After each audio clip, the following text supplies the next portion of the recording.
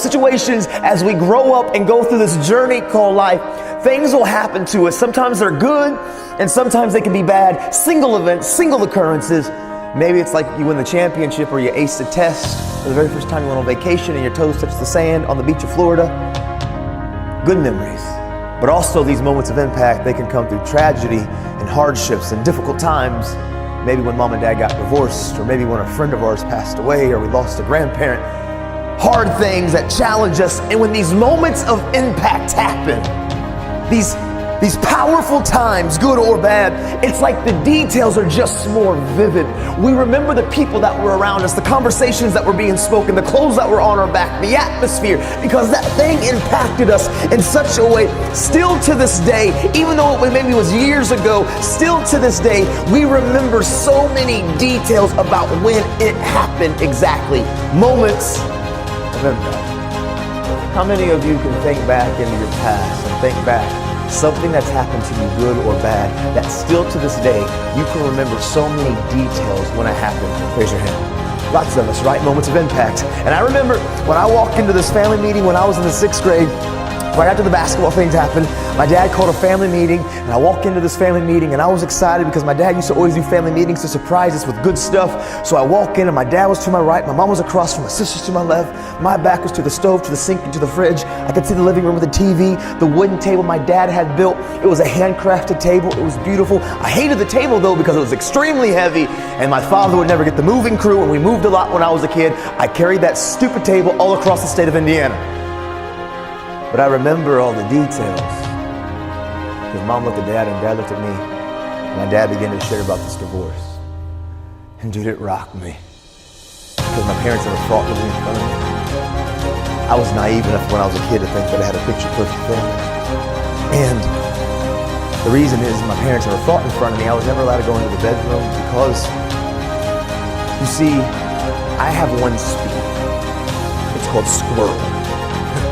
And when I was 10, you can times this by 10s, dude, I broke everything, I destroyed everything. And my parents were like, listen, Nate, listen, we love your son, but we need a place where we can think our bedroom off limits. I only remember the bedroom door 4 or 5 times even being open. But the truth is, as the divorce happened and my dad was ripped out of my life, I asked questions and I found out behind the bedroom doors where the verbal, the mental, and the emotional abuse happened in my family.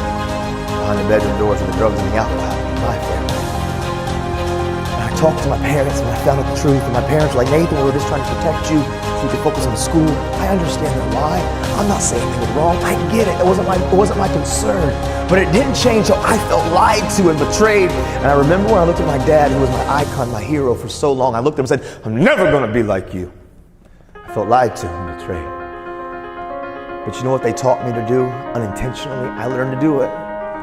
I watched them. I learned how to put on my mask. I learned how to walk the walk and talk the talk and look the look. I learned how to bury all of my hurts, my social, my emotional, my issues, the pressures of life.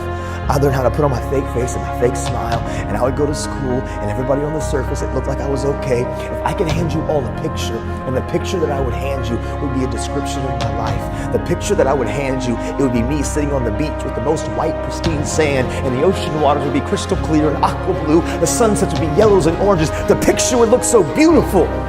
But below the ocean waters was darkness and depths and predators and praise. And I was screaming, but I was silent. And I didn't know it as a young man that it's okay to not be okay. And if I ask the question, how many of you sitting in here, when I talk about the mask and the fake face and the fake smile, and you go through the motions, but really at the end of the day, you've got issues and you've got stuff going on. How many of you, if you're honest, can relate to that mask? Raise your hand.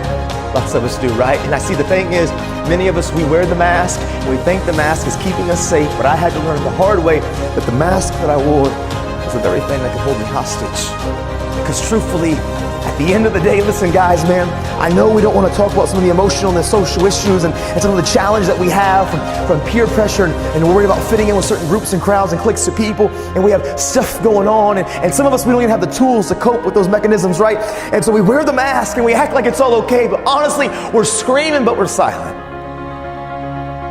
And for me, the mask that I wore, what happens is pressure begins to build, and pressure busts pipes. When we don't deal with the social, the emotional, the mental, the pressures of life with the way that we as people are supposed to, It can cause us to make bad and poor and dangerous decisions and choices.